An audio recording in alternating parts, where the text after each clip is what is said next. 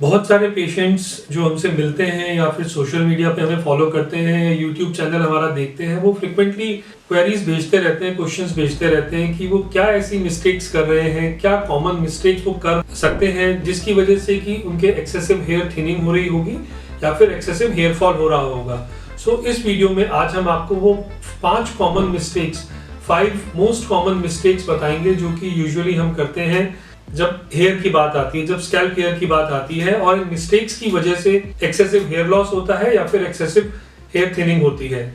Most common mistake जो हम करते हैं जब हमारे हेयर केयर की बात आती है तो वो ये है कि जो लोग बहुत फ्रिक्वेंटली सैलून्स विजिट करते हैं, सैलून्स के अंदर बहुत फ्रिक्वेंटली हार्श केमिकल स्कैल्प पे यूज कराते हैं या फिर एक्सेसिव हीटिंग प्रोडक्ट्स यूज करते हैं हेयर स्ट्रेटनिंग के लिए या फिर हेयर स्टाइलिंग के लिए, इन सब से काफी ज्यादा हेयर डैमेज होते हैं, हेयर थिनिंग होती है और हेयर फॉल बढ़ जाता है। तो सैलून में अगर आप बहुत फ्रिक्वेंटली विजिट करते हैं तो आपको ये ध्यान रखना है कि आप अगर हीटिंग टूल्स यूज कर रहे हैं अपने हेयर पे तो उनका टेम्परेचर थोड़ा लो सेट करें, उसके अलावा हीट प्रोटेक्टेंट्स लगाएं और उनका यूज बहुत ज्यादा फ्रिक्वेंटली ना करें। इसके अलावा सैलून में अगर आप केमिकल्स कुछ यूज कर रहे हैं तो प्रॉपर रिसर्च के बाद जाएं, किसी भी तरह के हार्श केमिकल्स यूज नहीं करें हेयर पे। उसके लिए आपको जो कुछ टिप्स हम देना चाहेंगे वो ये है कि एक तो आप कुछ स्ट्रैंड टेस्ट होता है कलरिंग से पहले या केमिकल्स यूज करने से पहले वो करें। उसके अलावा केमिकल्स जो भी यूज करें वो सल्फेट फ्री यूज करें और बहुत ज्यादा फ्रिक्वेंटली केमिकल्स को स्कैल्प पे यूज ना करें जिससे कि आपकी जो हेयर थिनिंग है वो अवॉइड कर सकें। सेकंड मोस्ट कॉमन मिस्टेक जो हम करते हैं when it comes to hair care वो ये है कि हम स्कैल्प का, बालों का ध्यान प्रॉपर नहीं रखते हैं। सी स्कैल्प में बहुत जरूरी है कि रेगुलर मसाज हो, रेगुलर ऑयलिंग हो। तो वीक में कम से कम 2 से 3 बार अगर हम जेंटल मसाज करते हैं स्कैल्प में तो उससे स्कैल्प का सर्कुलेशन बढ़ता है और मसाज से ये जो डैंड्रफ है ये कुछ हद तक कम होता है। सो कई बार हम क्या करते हैं कि बहुत केयरलेस हो जाते हैं, स्कैल्प की कंडीशन पे ध्यान नहीं देते हैं, स्कैल्प में डैंड्रफ जमा होता रहता है या फिर स्कैल्प की कुछ एक तरह से जो कहते हैं इलनेस वाली कंडीशन आ जाती है जिसकी वजह से भी हेयर फॉल बढ़ता है या फिर हेयर थिनिंग बढ़ती है। सो आप रेगुलर स्कैल्प का केयर करें, रेगुलर मसाज करें, इससे भी हेयर फॉल और हेयर थिनिंग काफी हम कम कर सकते हैं। Third most common mistake when it comes to hair care वो है कि हम हेयर बहुत ज्यादा कई बार टाई करते हैं टाइटली।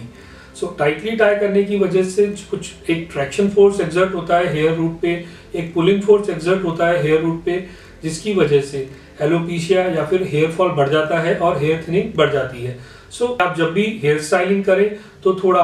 हेयर को लूज रखें, बहुत ज्यादा टाइट नहीं खींच के बांधे जिससे कि जो प्रेशर है या जो ट्रैक्शन है हेयर रूट पे वो नहीं आए और हेयर फॉल नहीं हो। देन फोर्थली, जब हम अपना न्यूट्रिशन का ध्यान नहीं रखते हैं, बैलेंस डाइट नहीं लेते हैं या फिर हाइड्रेशन यानी कि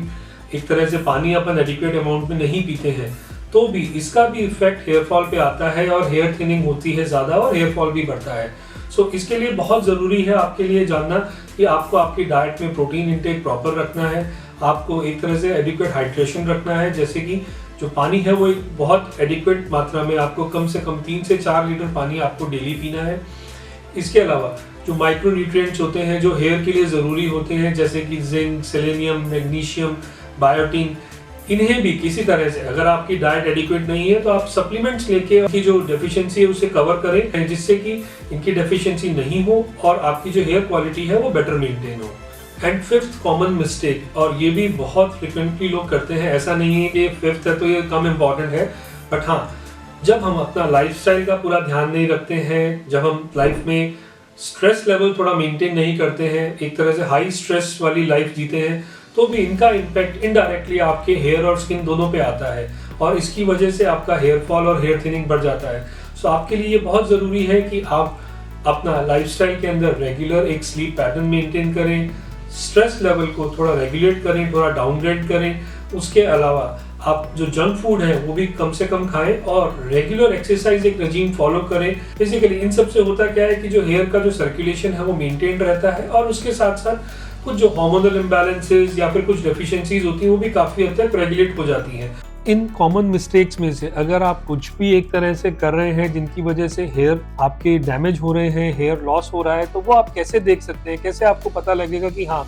मेरे बाल कम हो रहे हैं? उसके लिए देखिए आपको अपना स्कैल्प एग्जामिन करना पड़ेगा। आपको देखना पड़ेगा कि आपका जो स्कैल्प है वो कहीं ज्यादा विजिबल तो नहीं है। उसके अलावा जो आप हेयर पार्टिंग करते हैं उसका भी गैप वाइड तो नहीं हो गया है। देन अगर आप फ्रंट में देखेंगे तो आपको कहीं ना कहीं हेयर ब्रेकेज या हेयर लाइन ब्रेकेज का भी एक अपीयरेंस दिखेगा, जिसमें कि थोड़ी डेंसिटी कम हो रही होगी। और इसके अलावा आपको जब आप हेयर होल्ड करेंगे, अगर आपके लंबे बाल हैं तो जो आपको हेयर वॉल्यूम है वो भी कम लगेगा। और ये सब इंडिकेशंस है कि आपके हेयर थिनिंग हो रही है, हेयर वॉल्यूम कम हो रहा है, हेयर लॉस हो रहा है, आप कुछ ना कुछ मिस्टेक कर रहे हैं अपनी हेयर केयर में या खुद की केयर में, जिसकी वजह से ये सब चीजें हो रही हैं। और हाँ, इसमें ये भी एडवाइजेबल है कि आपको अगर लग रहा है कि थिनिंग ज़्यादा ही हो रही है, हेयर फॉल ज़्यादा ही हो रहा है और इन सब चीज़ों को रेक्टिफाई करने के बाद भी वो कंट्रोल नहीं हो रहा है, सो इट्स ऑलवेज बेटर कि आप हेयर स्पेशलिस्ट डॉक्टर से कंसल्ट करें, एक डर्मेटोलॉजिस्ट या प्लास्टिक सर्जन से कंसल्ट करें, सो दैट वो आपको एक प्रॉपर एडवाइस करेंगे कि कैसे कैसे आप इस